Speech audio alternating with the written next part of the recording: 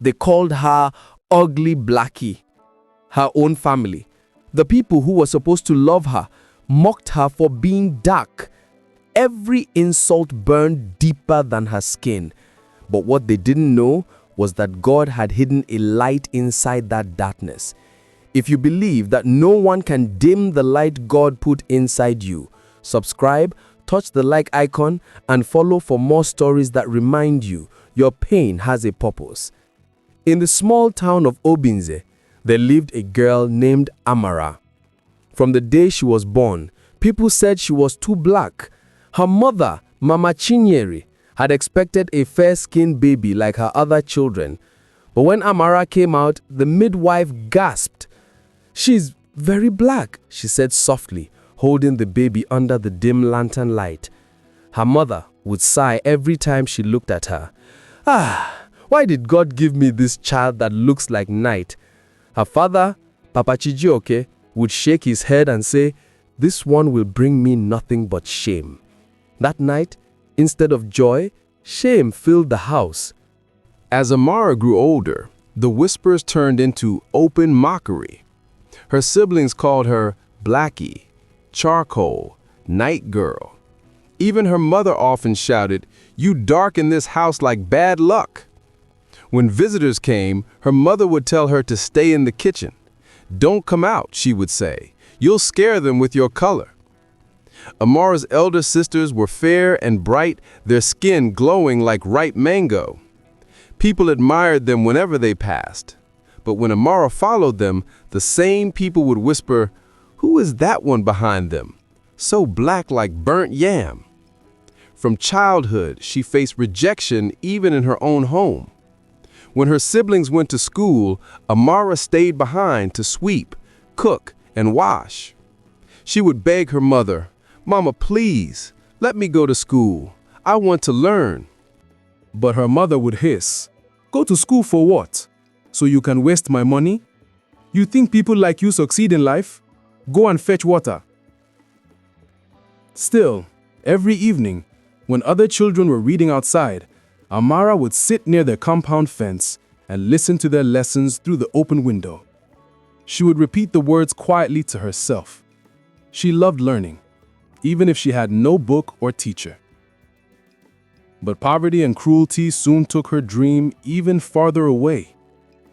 When Amara turned 10, her mother said, "I can't keep feeding this one. She will go and live with my sister in the city. At least she will be useful there." Her aunt, Auntie Ngozi, was married to a wealthy man in Owerri, but she was not kind. When Amara arrived, Auntie Ngozi looked at her from head to toe and said, "You look like bad luck, but I will manage you." From that day, Amara became a housemaid. She cooked, cleaned, washed, and carried her aunt's baby on her back all day. She barely ate. Sometimes she was beaten for things she didn't do.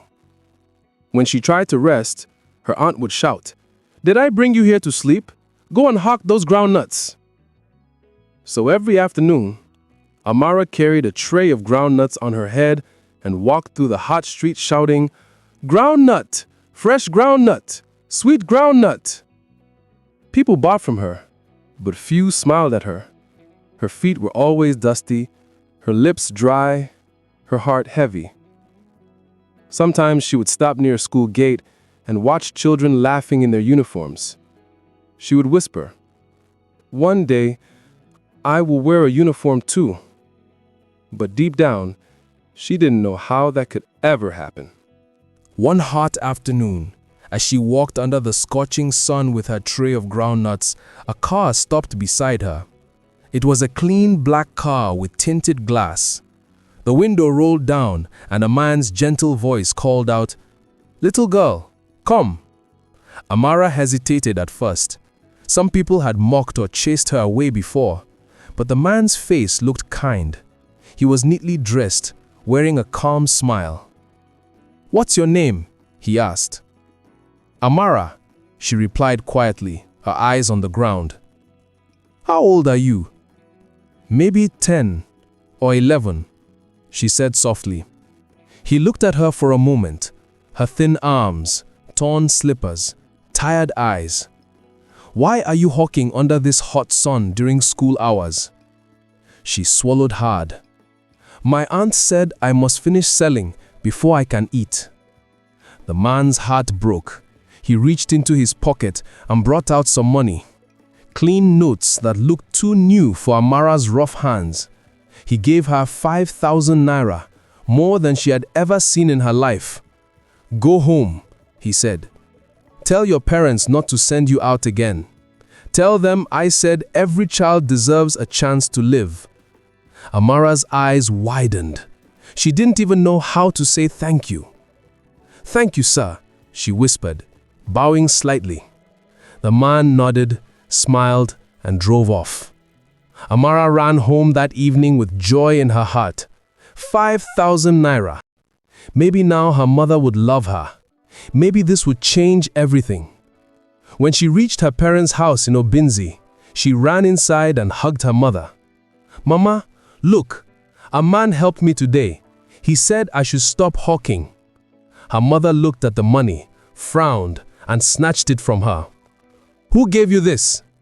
"A man I met on the road. He said I should come home and go to school." Her mother's face darkened. "So you started meeting men on the road, Abi? You want to spoil my name?" "No, Mama, I didn't do anything wrong. He just wanted to help." But Mama Chinyere didn't listen. She beat Amara that day until the neighbors begged her to stop. Then she said coldly, "Tomorrow you're going back to your aunt's house. That's where you belong." Amara cried through the night, hugging herself on the cold floor. The next morning, she was sent back to Owerri. Her aunt laughed when she saw her. "You came back? Good. Go and sweep that kitchen." Amara looked at her aunt's fine children, eating bread and milk, and whispered to herself, "God, is my life a mistake?" But even in her sadness, she held on to one tiny seed of hope, the memory of that kind man. Months passed. Amara continued to hawk groundnuts. One Sunday, as she walked near a church gate, a familiar car stopped in front of her. It was the same man. He stepped out quickly, shocked to see her again. "Amara, is that you?" Tears filled her eyes. "Yes, sir." Why are you still hawking? I thought you went home." Amara looked down, ashamed. "My mother sent me back." The man clenched his fist in anger. "What kind of people are these?" He knelt down in front of her and said softly, "Would you like to go to school, Amara?" Her eyes brightened with tears. "Yes, sir. That's my biggest dream." The man nodded. "Then that dream will come true, I promise you." That day, he followed her home to meet her aunt. He introduced himself as Mr. Raymond Okeke, a doctor who owned a small clinic in town. "I want to help this child," he said firmly. "Let me take care of her education. She deserves a better life." At first, Onsingozi protested. "Ah, doctor, you can't just take her like that." But Mr. Raymond gave her some money for appreciation and said she will be safe with me. That evening, Amara packed her small nylon bag, just 2 dresses and a worn-out pair of slippers, and followed him. As she sat in his car, looking out the window, she whispered softly, "God, thank you. You remembered me." When they reached his home, Mrs. Raymond welcomed her warmly. "Don't be afraid, my dear," she said. "From now on, this is your home." Amara couldn't believe it. She slept on a soft bed for the first time in her life. She ate rice with meat. She went to church with clean clothes. The next week, Mr. Raymond enrolled her in school. The first day she wore a school uniform, she stood in front of the mirror, smiling through tears. "I made it," she whispered. "I'm in school." Though she was older than some classmates, she worked hard. Every teacher loved her dedication. She read late into the night, remembering the days she listened through windows. Years passed. She finished secondary school with flying colors. Mr. Raymond and his wife continued to care for her like their own daughter. When she gained admission into the University of Nigeria to study medicine, they were the happiest. And true to his promise, after her graduation, Dr. Raymond sent her abroad for her master's degree in public health. When Amara stepped out of the airplane in London, she shivered. The air was cold, but her heart was warm.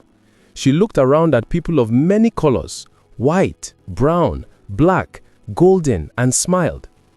No one mocked her here. No one called her charcoal or night girl. Here, everyone was just human. She studied hard.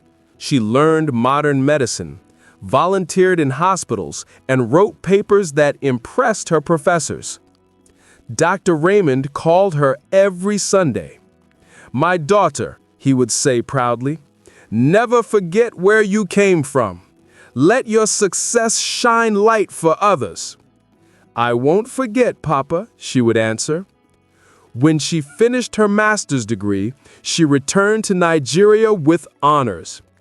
The local newspaper wrote, "Poor girl from Obenze becomes international medical scholar." Her story began to spread like fire. After many years, Amara decided to visit her hometown, Obenze. As the bus entered the village, people turned to look at the elegant young woman stepping down with a small suitcase and a stethoscope around her neck. "Is that Amara? No, it can't be. She's so beautiful." But it was her, the same girl they had once mocked. Her skin was still dark, glowing like polished ebony. Her smile was gentle and confident. When she reached her parents' compound, her mother came out slowly. At first, Mama Chinyere didn't recognize her. Then she gasped, covering her mouth. "Amara, my child?" "Amara," she smiled softly. "Yes, Mama, it's me." Her mother burst into tears. "My daughter, forgive me. I called you names, I sent you away, but God has lifted you above us all." Amara knelt beside her mother and held her hands.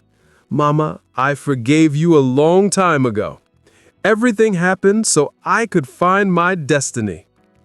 Her father came out too, older, weaker, but humbled. "My daughter, you are the pride of this family. Please, forgive your foolish father." Amara hugged him. "Papa, I love you." That night, the whole village gathered. The same people who once laughed now sang her praises. But Amara didn't boast. She stood before them and said, You laughed at my color, but God used the color of my pain to paint my purpose. With the support of Dr. Raymond, Amara built a small hospital in her town. She named it Light of Mercy Clinic. She employed nurses and trained young girls who couldn't afford school. She gave free treatment to widows and children. One day, a small dark-skinned girl came to her clinic crying.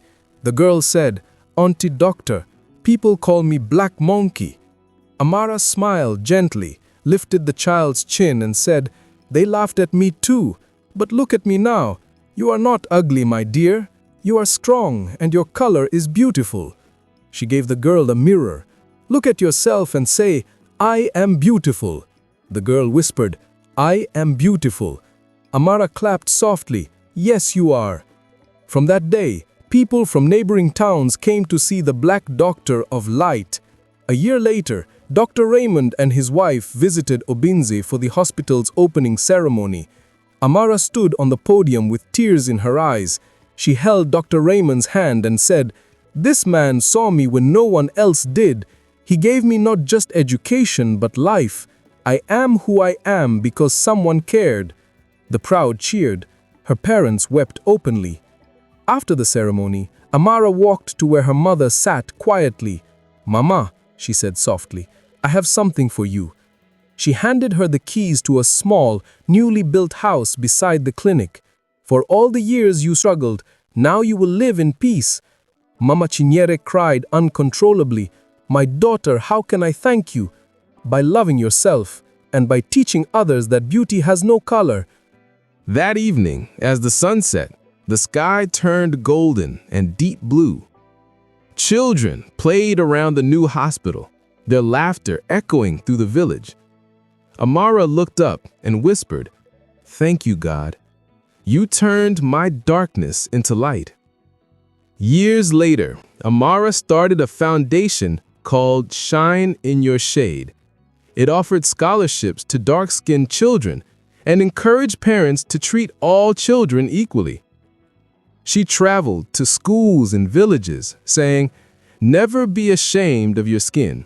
The world might laugh, but when God decides to lift you, even those who mocked you will clap for you."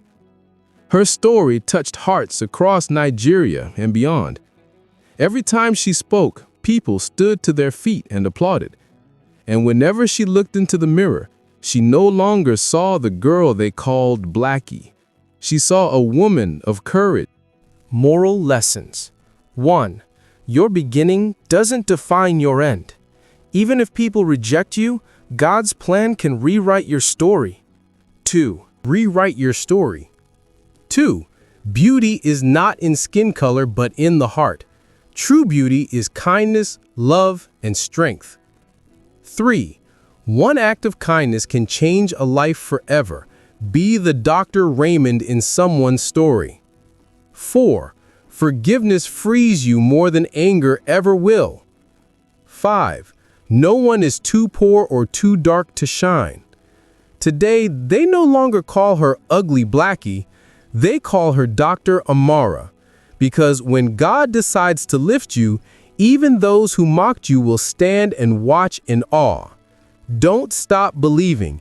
Your story isn't over yet.